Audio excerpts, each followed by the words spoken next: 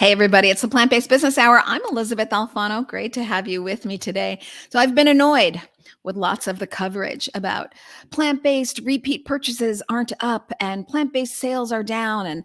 And, July 2022 over July 2021, alternative meat in the fresh market section of the grocery store is down and it's moving to frozen, but not enough. And there's still loss and all these stories. And I thought, well, this is fine. This is grocery store statistics. It's part of the equation. Although I don't like the cherry picking that goes on when you pick 1 month in July of 2022 versus July 2021. And July 2021, no one could travel. Now everyone's traveling all July and August. So of course they're not stocking up on foods at home because they're not going to be home. They're just getting their normal, what they're used to, their average stuff that they're used to. And then, they're going to get exotic and try new things and taste out things when they're home from vacation. So I think those month over month numbers aren't really that indicative. But regardless, they're all talking about grocery store. And I thought, well, I want to get to the heart of food service numbers and white label numbers. It's something we don't really talk about, but white label being when a brand says, gosh, I better get with the program and get plant-based. I think I'll get more clients and consumers that way. They'd be right, by the way. And so they take on another company and they take their meat and incorporate it into their brand. So maybe there's more plant-based out there than you realize. So let's figure out those numbers, which is why I'm going to bring in my two co-hosts for today, my two guests. I have Rod Willis, who's the Director of Natural and Specialty Foods at Dot Foods, which is a distributor, a fabulous distributor. And I have Danny O'Malley, the President of Before the Butcher. I want to thank you both for being with me. Thank you so much, Elizabeth. Always good talking to you.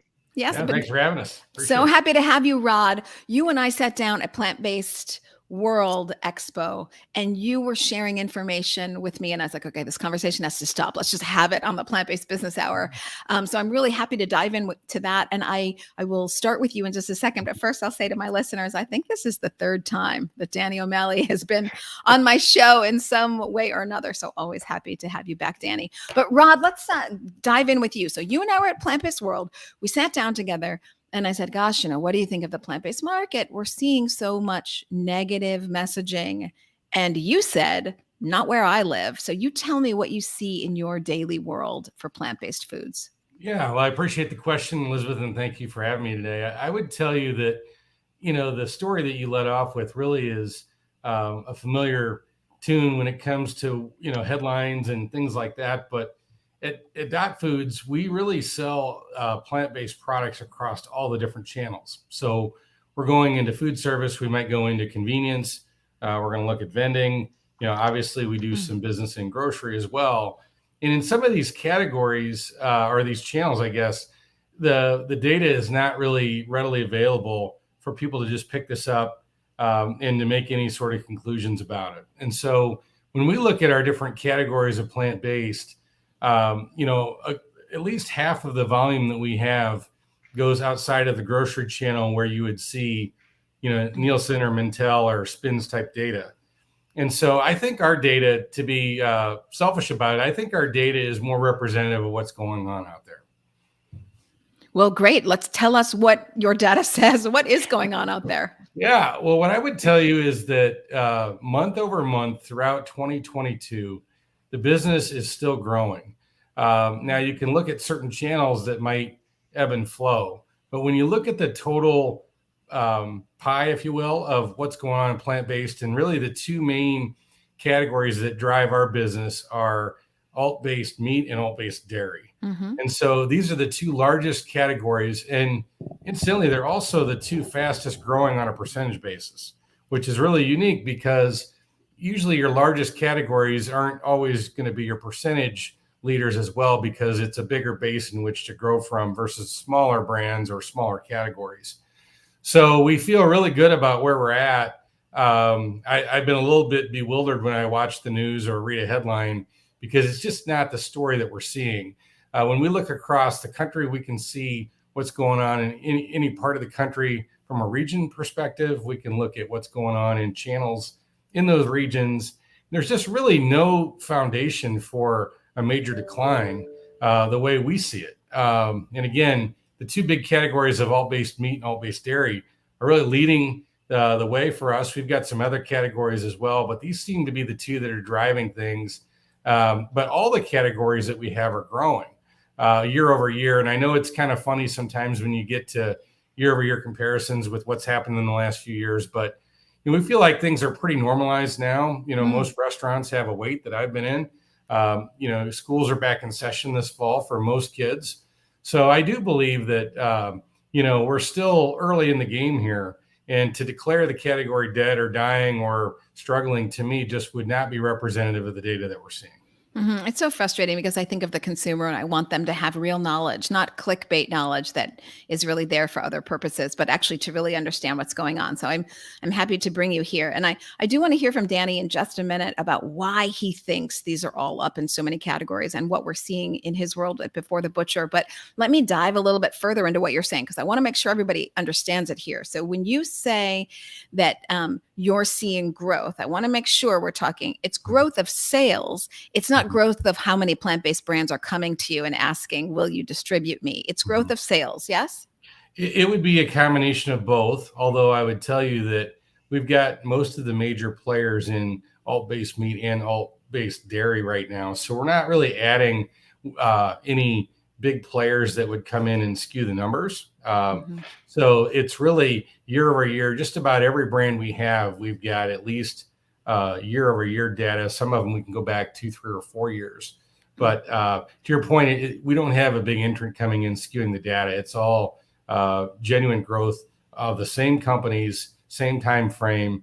And we look at it both in dollars and we also look at it in pounds. Sure. Because with inflation going on, it's easy to look at dollars and say, I'm up 9%, but that could just be even money with what's going on, but your prices went up. So we really look at our business in pounds, because a pound is a pound no matter what inflation says. And but in all metrics, cases, pounds, and dollars, all three are up double digit year over year and even month over month. So it isn't like we had a big lead early in the game and now we're just kind of fizzling out. Every month has been a new record for us this year. When you look at all plant-based included together, every month has been a record over the previous month. And this is a record year over last year. So there's no BS in the numbers and there's no noise in the number as far as I can tell. I love that. 2 more deep dive questions before we go to Danny. So you said, well, plant-based dairy and alt meat are the ones that are really driving this. Just so that the listener has an understanding, there are other categories like snacks or maybe eggs or what else might encompass your numbers besides the 2 big drivers? Yeah, well, we look at things like, grains would be a category. So, organic grains or things like that. Snacks, to your point, it gets a little bit murky because a lot of these products have been plant-based all along. And so where do you draw the line on what truly is plant-based and what's not? We look at plant-based seafood as an example of another category. You split that one out. That one has been somewhat of an underperformer for us. It's growing, but it's growing slowly, and the category itself is very small.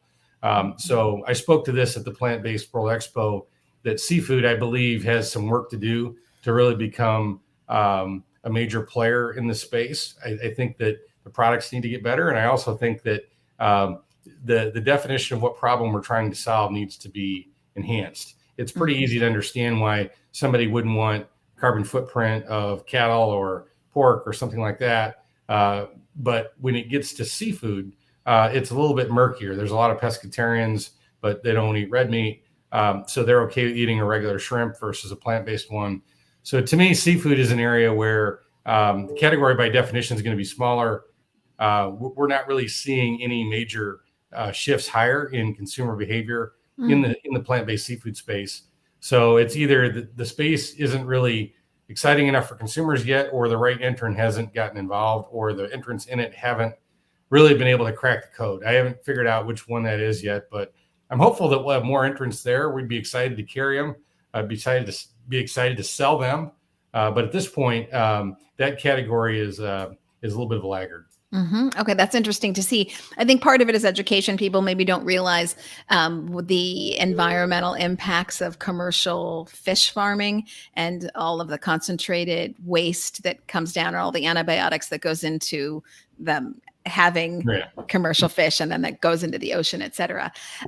One last question, and Danny, you are next. So just so that we understand, we see that alternative meats and plant-based dairy are the drivers. Is there any one venue that takes the lead, or are you seeing growth in convenience and vending and food service and grocery store, all of it? Yeah, I would tell you that food service is starting to get really noticeable in the space. It was always been a little bit more of a retail angle for most plant-based foods, but schools, colleges, universities, younger people, wherever they might be, there's a lot more of that going on. There's a lot more regional-based food service chains that are taking on plant-based burgers is at least an option. You're seeing it even in fast food with people like Burger King, and McDonald's to a certain degree has taken this on. So I think it's really, to summarize, I would say that it's food service related, and it's where people under the age of probably 40 tend to hang out, where they consume product away from home. I think, just in general, that seems to be where a lot of the action is. And I think at Plant-Based World, you shared with me that food service, I hope I get this right, but you can clue me in on all the numbers, was about up 38%. Is that right for alternative meats? But if you could share the numbers. Yeah, no. So it's our food service channel is up about 38% right now on plant-based meat. It's actually growing even a little faster on the plant-based dairy side. It's creeping up a little over 40% there. And again, the retail numbers are flat, but the food service numbers continue to get stronger. And I think what's happening here is a lot of the broadline food service distributors that are out there, initially might have resisted going down this road, but the consumer ultimately is demanding that these products are available in venues that might not be considered known for vegan or vegetarian type options. And so with the proliferation of brands and choice, it's forced those companies to react. And when those companies have to react, one of the first places they look is Dot, because they're already buying from us and they're able to add it to their order for no minimum. They can literally get a case of the product in less than a week. And so it's easy for them to bring it in. It's easy for them to make their customer happy. And then as more and more of their customers see that they stock it, it creates more repeat orders for us. Yeah, that's fantastic. And I would have thought that convenience store would have really been up. It's early in convenience. I would tell you that percentage-wise, it's above the numbers I just shared on food service. It's probably closer to 50. I'd have to go back and double check the exact number, but it's growing quickly, but it's on a much smaller base. So you think about the real estate in a convenience store, you've got the scary roller grill, right? Where I don't know about you, but I wouldn't probably go in and touch one of those things. I think that there's obviously a frozen and refrigerated case within the store. And in some cases, they can have food on premises, depending on what kind of convenience store you're talking about. So if it's a store near, say a college or a university, they may have veggie burgers or something in the back counter in the back of the store. So we're seeing that there's some food prepped on site that would be consistent with food service, even though it's in a convenience store. That area, though, is still prime. I would tell you that we do a lot more business in alt dairy and primarily in oat and almond milk in the convenience store. So these are items that you can grab and go. You carry it out of the store, pour it into your coffee, or just drink it like regular milk. And so alt-based dairy, is having a day, I would tell you, in all channels, but convenience seems to be one of the strong ones. Yeah, it's amazing. I love to hear those numbers, 38% up in food service and more in convenience, even if off a smaller base for plant-based dairy. Okay, Danny, thanks for your patience. So, let's build off of this conversation about food service. I know at Before the Butcher, I do have to say, my very, very favorite chicken burger, which is the uncut chicken burger. It's so good. Of course, you also have a regular burger with the uncut line and a turkey burger, I believe, if I don't have that wrong. Right. And so one of my very favorites. But let's talk about food service and what you're seeing. Well, food service and really white label. So you've taken a very interesting pivot for the company Before the Butcher, which produces the Main Street brands of grounds and the uncut burgers. What have you guys decided to do since the COVID downturn?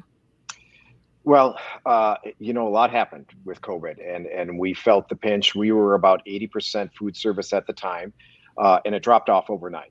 So we had Mm. to make some decisions on how we were going to manage that loss of business.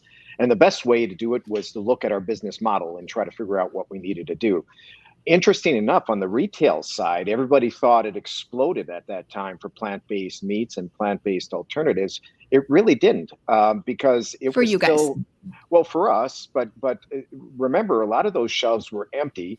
We had products sitting at the distributors, So frustrating. for Kroger and Albertsons and Whole Foods, and they couldn't get it to the shelves.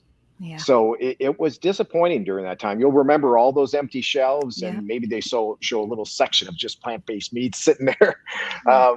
It was difficult to get it out there because the retailers at that time were saying, "Hey, we need to get the staples out there," which sometimes was just toilet paper, right? Remember those shortages? It was a difficult time. So we evaluated our position at that time and said, "Hey, look, we've got to look at not where we are today, but where are we going to be tomorrow, and how are we going to protect ourselves and continue to grow our business?" We've been in business for 5 years now, so we're almost a legacy brand when it comes to plant-based meat alternatives. And we've been with Dot for about 4 years now. Thank you, Rod. I appreciate you helping us all along the way, getting there and staying there and growing. And we're growing at about the same rate, as Rod mentioned, for plant-based meats. 2020 to 2021, we were up 100% Oh my growth after the gosh. loss, and then the rebuild, and now we're up significantly in 2022, continuing that rebuild. But Rod's 100% right. I mean, there's no loss of love for these type of products in food service, and quite frankly, on the retail side, I think it's a little bit skewed. They're really focusing on the refrigerated area, and I saw a report yesterday in Bloomberg, Mm. IRA data, and it said that category, refrigerated plant-based meats, was down 10.5% over the last 52 weeks.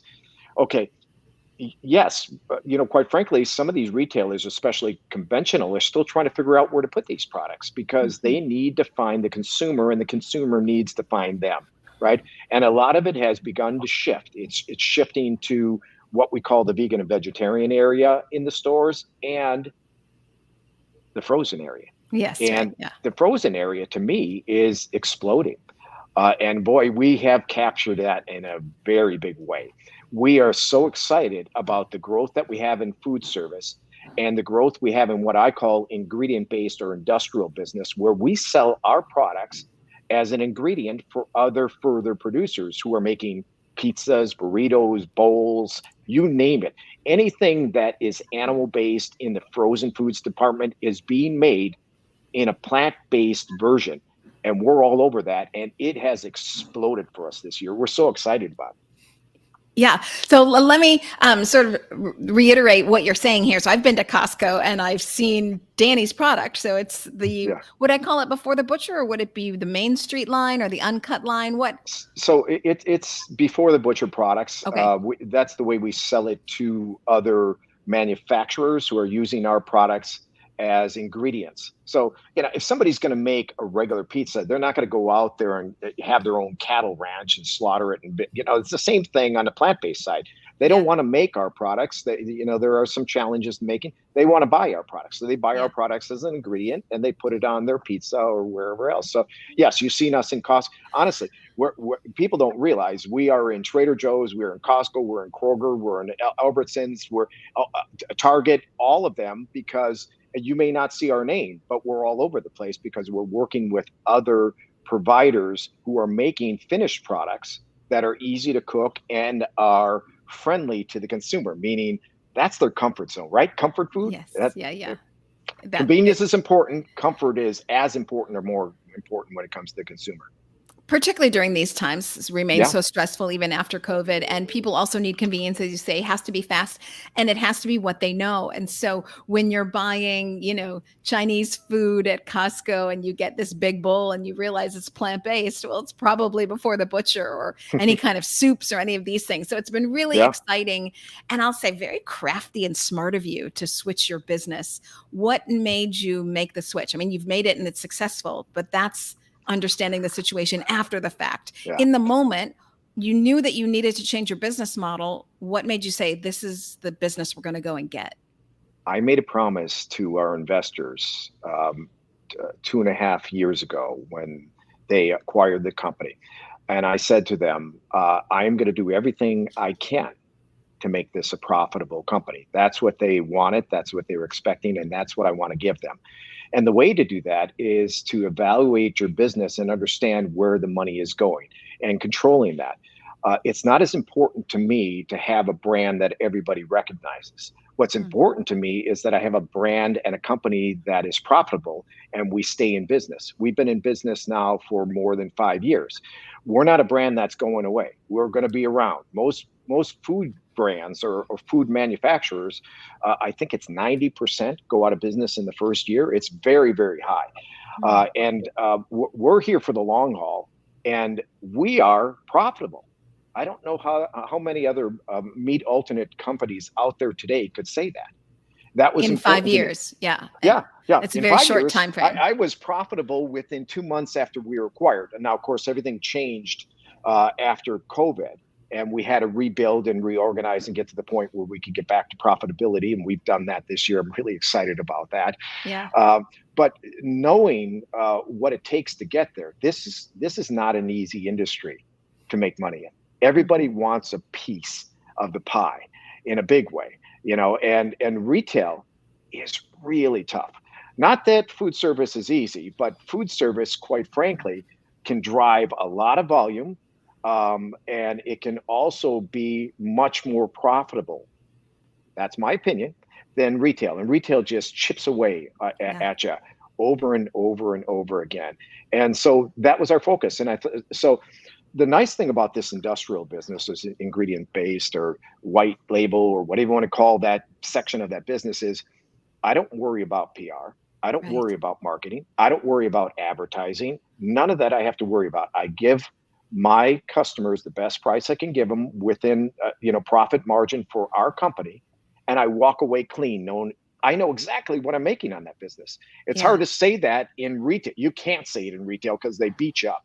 And in food service, a little easier to get there, but still with the distributors. And if you're doing some volume with a big restaurant chain, they want a little piece of the action too.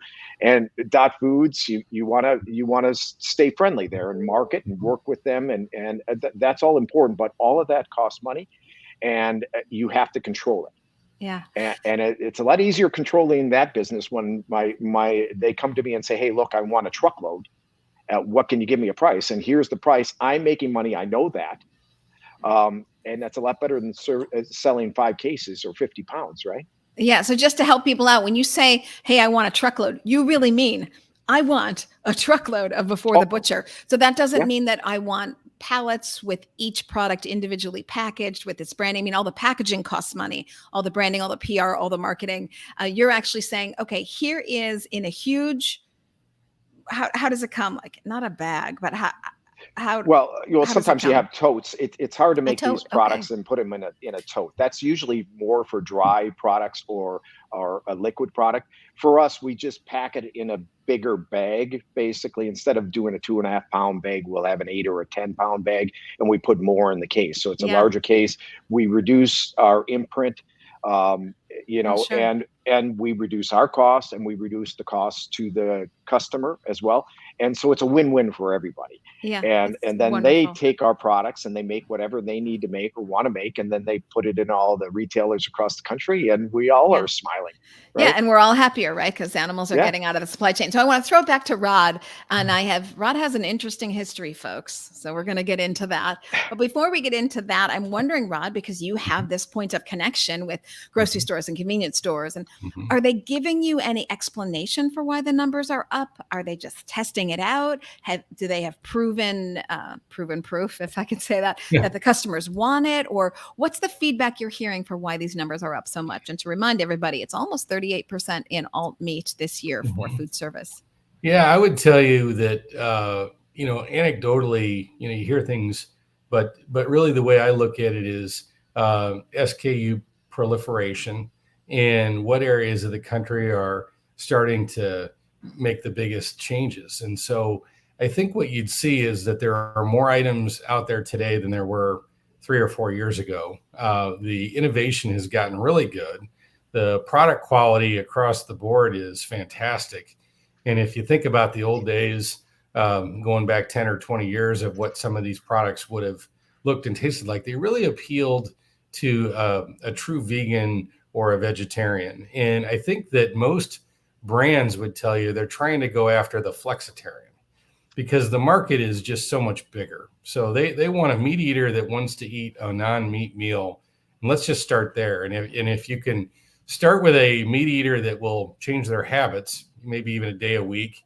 I know even in like the New York City schools, they're doing meatless Mondays, I believe, and then there's a plant-based Friday, I think now. Mm-hmm. So Mm-hmm.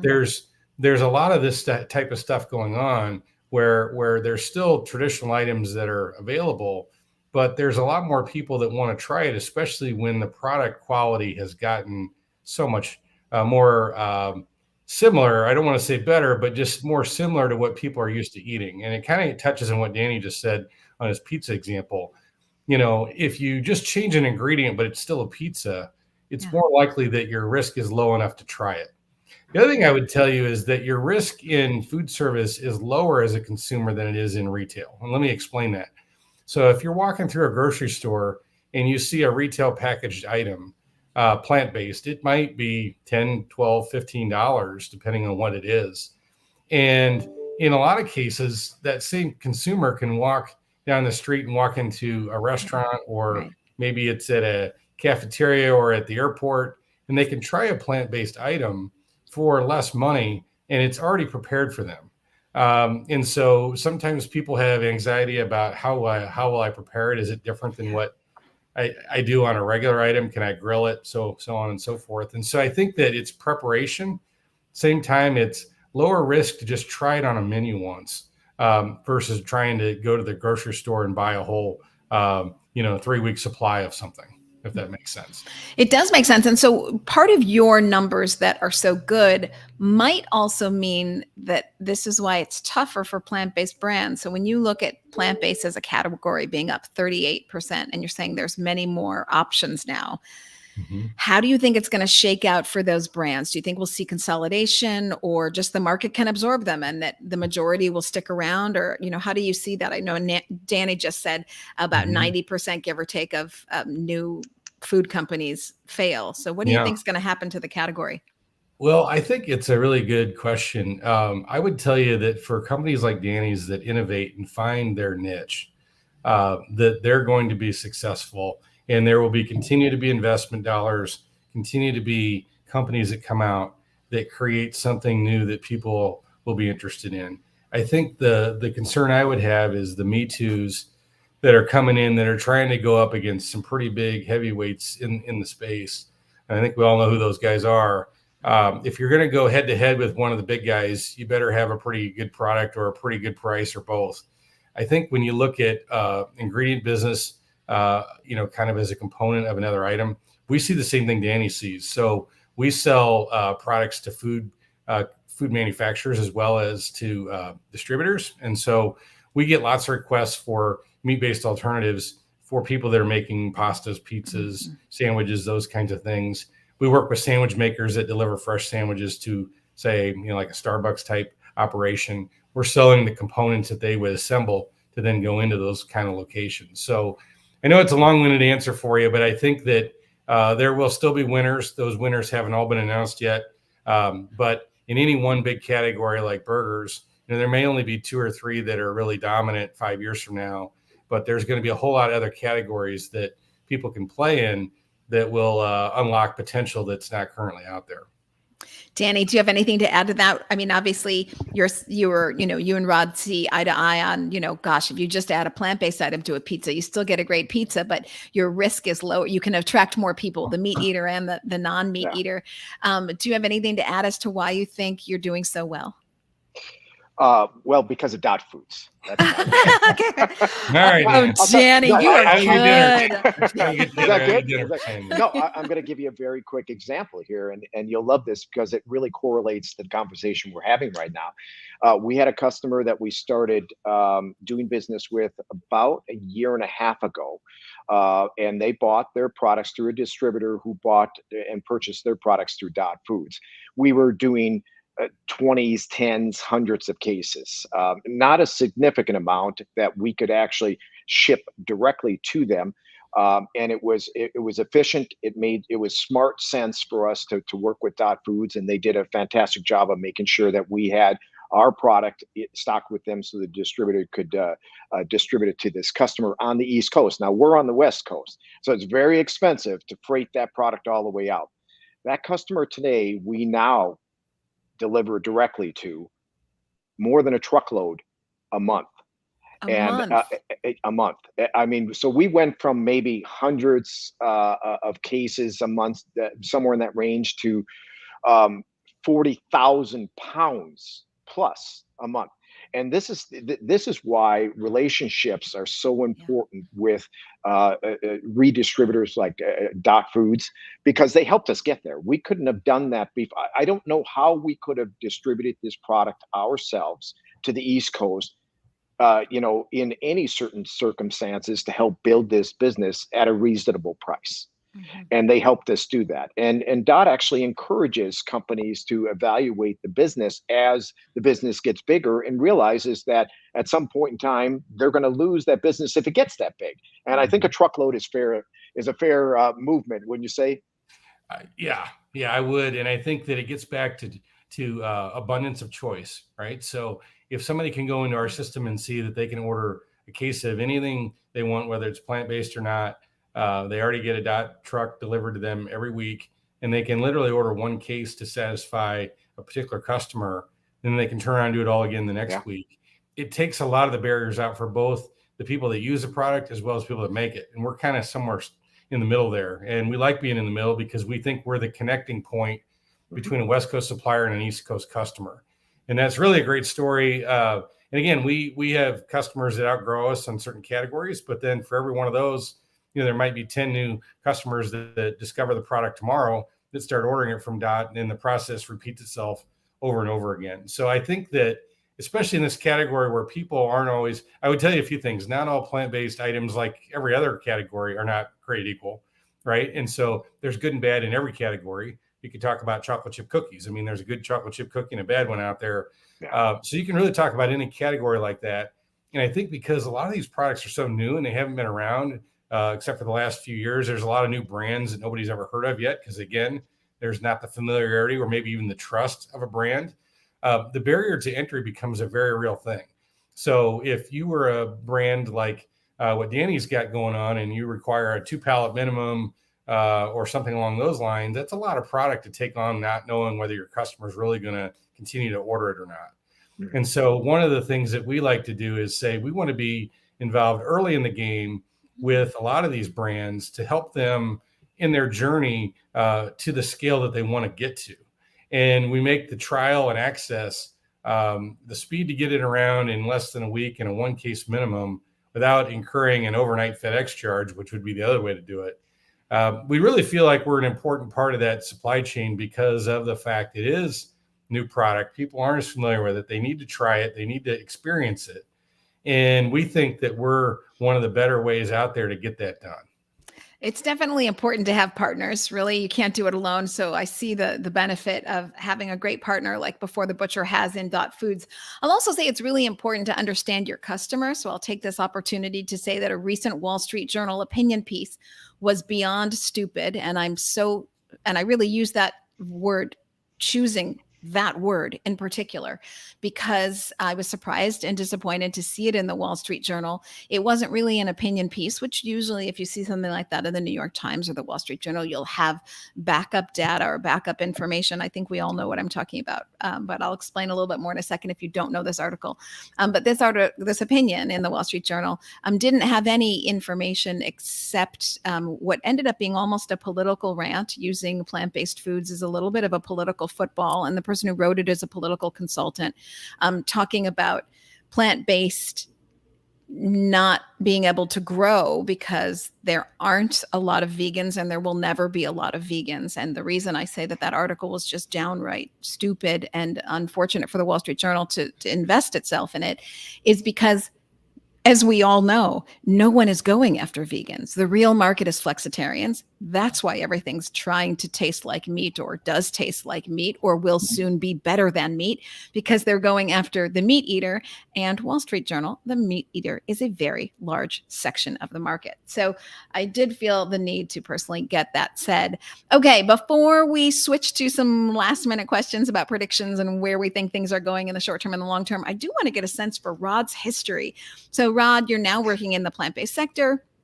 So tangentially, we'll say, but you have, your fingers definitely on the pulse of the plant-based sector, but you come from the meat industry, spent not a lot of time, but some time, meaningful time in slaughterhouses. And I wonder if you could comment about your experiences therein and where you think that's going.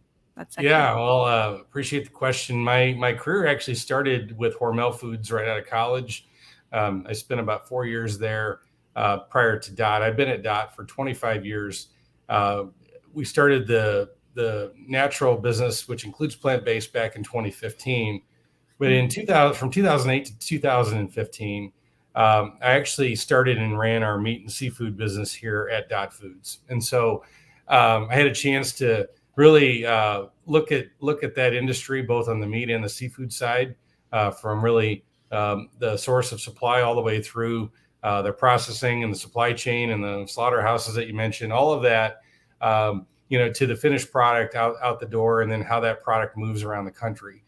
And so I do think that, there's a story to be told there in terms of people that, let's take the guilt out of, dietary choice. I think that if you shame people, or you put too much pressure on somebody, it may backfire. And so I think the best way to reach people is kind of where they're at. And so if you've got somebody that is a diehard, eats a cheeseburger every day for lunch 5 days a week or 7 days a week, that person might still be open-minded to a change in their diet. I think that most people that are heavy protein eaters, meat eaters, it's not about the animal for them. They just like the taste and flavor and mouthfeel of meat. And so if you can replicate that and do it on a plant-based, and the product can be as healthy or healthier than what they're currently consuming, then I think everybody wins. And I would tell you that even the meat companies have started to invest in plant-based foods to a large degree. There's a lot of investment and innovation going on in traditional meat companies to try to move towards plant-based, because there's definitely a market there. So, so that's my background. It's been an interesting ride, I would tell you. But I do think it's interesting in the fact that we can kind of see it on both sides. We can see really what's occurred with consumers on traditional products, as well as what's going on now. Yeah, you said so much that's interesting to me. First of all, the consumer loves options, and they should have them. And right now, with only meat, they have limited options, and they can almost double their choices when you add plant-based options. And consumer love options. Just walk down the chip aisle and you're like, oh my gosh, it's a triangle, it's a square, it's baked, it's fried, it's whole wheat, it's not, it's from a bean, it's from a potato, it's stacked. I mean, so I think if you just look at that, you see, I think the consumer will adopt relatively quickly. And that plate for them might be 40% conventional meat, 40% cultivated meat, or something down the future, and 25%. This is what the studies that I've seen show, 20% plant-based meat. So, it doesn't have to be all or nothing. It doesn't have to be a black and white. That's what we know from the flexitarian. So I think it's very interesting to see where it goes. I mean, Hormel is into plant-based. Oh, yeah, They're very committed to plant-based, which is unique. Well, I think the less divisive that we can make the choice, Yes. The less political, the less Yes. controversial, whatever you want to call it, the more success we're all going to have. 100%. I think just making great products that people want to eat and starting there and having a great, clean ingredient statement that people can understand. I think that when those codes are cracked out there, I just don't know how many people are going to fight the logic behind that. I know there would be some, but if you can improve a product, make it taste great without having to kill an animal at the same time, I think most reasonable people would jump all over it. I think where the trade-off is if the products aren't quite to the taste or the quality that somebody would perceive in seafood. I'll go back to that, pick on the seafood guys one more time. Until you can replicate something that really tastes like what the seafood products are, it's going to be a tough sell. You're going to have a certain number of people that want to do it for a lot of the right reasons, but to get the masses to do it, it really has to be no sacrifices made on the part of the eater. Mm-hmm. They want it all. They want flavor, they want taste, they want mouthfeel, they want it to be cheaper or the same as what they're currently paying. They want it all. And the closer you can get it to that, I think the greater the category and the faster the growth.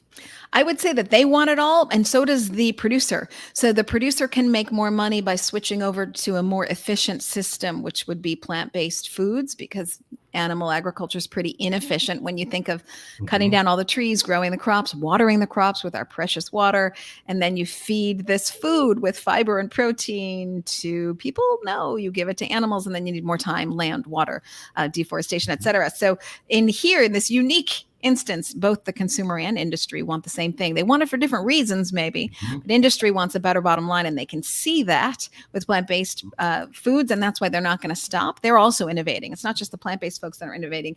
They're innovating for great products, and they're not going to stop until they nail that product for the consumer, because they'll make more money doing it. Switching over to Danny now as we start wrapping up our podcast. So I used to ask this question for 10 years time, but the world is changing so quickly. I'm going to ask it for 3 years. Danny, what predictions are you making for the plant-based? I'll keep it to meat, since that's what Before the Butcher does. For the plant-based meat category, what are your predictions for the next 3 years? Well, I lost you there for a second, so I don't think I heard the. Jenny's taking a nap in the background. It was one of those swirling things. Yeah, I was taking a nap, and now I'm awake. Did you ask me a question? What's going on? What are your predictions for the alt meat space in the next 3 years? Well, I think we're going to continue to see accelerated growth. I think we're going to see it in areas that we hadn't seen it before, and we're going to see adjustments made. Like what? I think, like I said previously, if you go into the frozen foods department, you're going to see, but you'll see that exact same thing with the operators of restaurants across the country, because nowadays you need to have a plant-based option on your menu. Now, you may choose not to put a meat alt or a dairy alt on your menu, and you may choose to be more whole foods based, but you're going to have an option. You need to have an option on your menu. I don't care where you are anymore. Used to be East Coast, West Coast, Northwest, Northeast. Now the center of the country is starting to adopt that. The South is adopting it, and we're going to see more and more of that. So it's really exciting to see this, and products like ours, and I'll define plant-based the way we'd find it a little bit more closely to the vest, and that is products that are actually made to mimic animal-based proteins. That really is, in our mind, the definition of plant-based when it comes to food. So just saying rice is plant-based, well, it is, but it's not specifically made to replicate or replace an animal-based protein like a burger may be, or a chicken nugget, or even a fish fillet. By the way, Rod, we do have a crab cake coming out by early next year that is off the hook. And you're going to taste plant-based seafood like you've never tried before. I'll get you that. Can't wait. Yeah, me too. But we're going to see continued growth. So we're not going to see 80, 90%. We're going to be realistic about this. I think we'll see low double-digit growth, which is better than meat I don't know if I could say ever been, but meat's nowhere near that. It's in a low 2 to 3% generally every year. And so even though animal-based proteins continue to grow, we're growing exponentially faster. We do know we're comparing a multi-billion-dollar segment of the food industry to a multi-trillion-dollar industry. So it's hard to say, oh wow, they're only growing 2 or 3%. 2 or 3% is significant for animal-based proteins, but it's even more significant that we are a new category. I mean, we're talking about if you really define when this category started for plant-based meats specifically, it really started when Beyond Impossible released their burgers back in 2016. And the reason I say we feel we're a legacy brand because we released ours shortly thereafter, about a year and a half after, and we were the third one on the market in the US.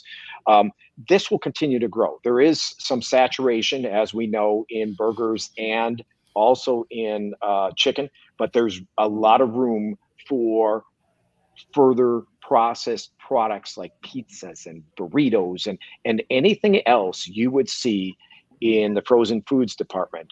There will be a plant-based version of that right next to it. If there isn't one there already, within the next couple of years, you're going to see it. And try it. That's what I say, because I think you're going to be amazed. I love it. I also would be remiss if I didn't mention the deli counter going through huge revamping, and you're going to see a lot of plant-based options there.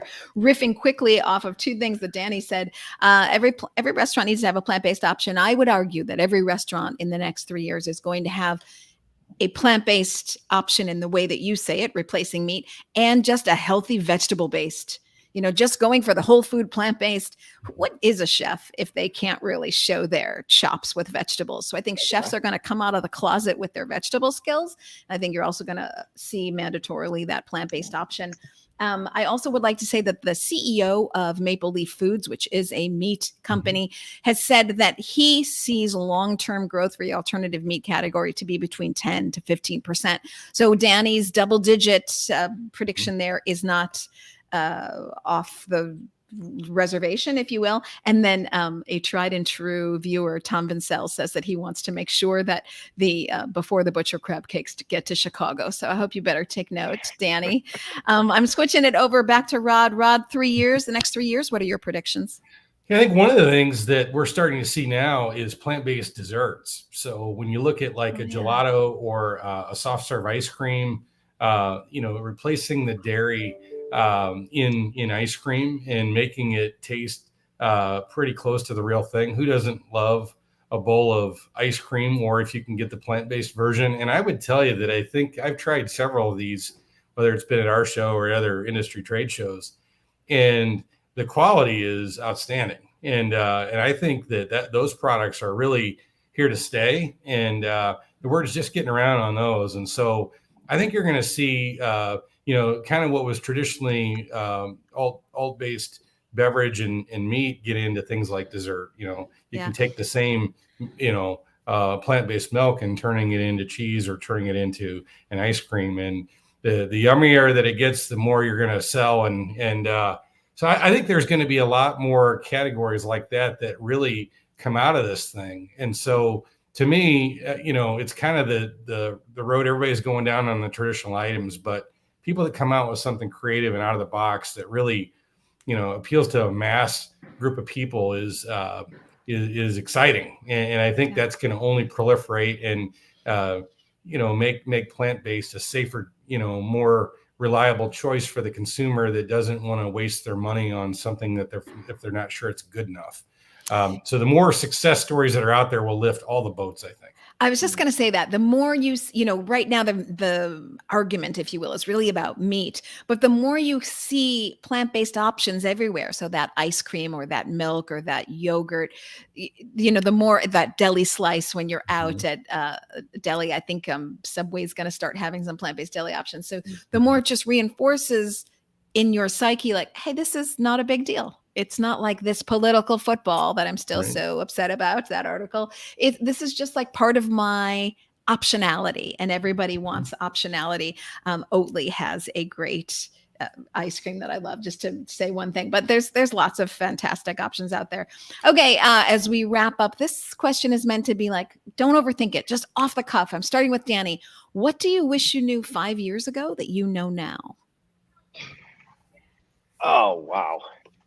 I wish I knew 5 years ago where my company was going to be today. and the reason I say that is, everybody reflects back, is because I could have made adjustments earlier along the way. And I feel that we would, and we are very successful today. I feel that we could have been even more successful knowing what was coming. But boy, wouldn't everybody would have loved to known what was going to happen back in March of 2020? Any major lessons learned that you could share? Yeah, one of the biggest major lessons learned is that you persevere, that you continue to plug forward, and you don't give up. I amongst thousands, millions of other businesses across the country, survived that, and it was a very difficult time. And that's because we persevered, we pushed through it, we evaluated our business, and we made decisions that were smart to keep us in business into the future. And I think that's really important, that everybody, always evaluates what they're doing, when they're doing it, and makes the right adjustments to continue to persevere and survive. Mm-hmm. And you've made such a huge one going to what I call the white label, but you call the industrial business. Yeah. So you're going to see Before the Butcher in lots of options, folks. You might not even know it. Rod, without overthinking it, I'll give you the option if it's 5 years or 10 years, but what do you wish you knew a while back that you know now? Well, I wish I would have known the resistance that we had early on from a lot of the food service crowd that we had that was pretty skeptical in the category. They really kind of came into this kicking and screaming to a large extent.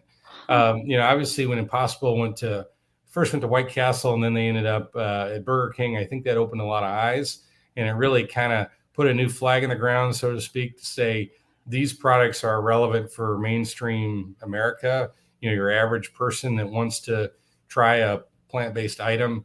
We tried to talk to a lot of our larger customers on the food service side really back in 2015 and 2016. And most of them felt like this was a fad. It wasn't going to be any different than low fat or, there's different ones over the years, but that one kind of reminds, that one was one that was kind of a fad.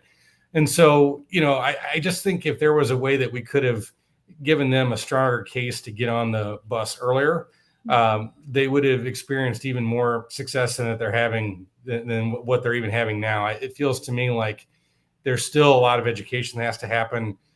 There's still a lot of resistance to bring in more items in certain parts of the country or certain customers we have.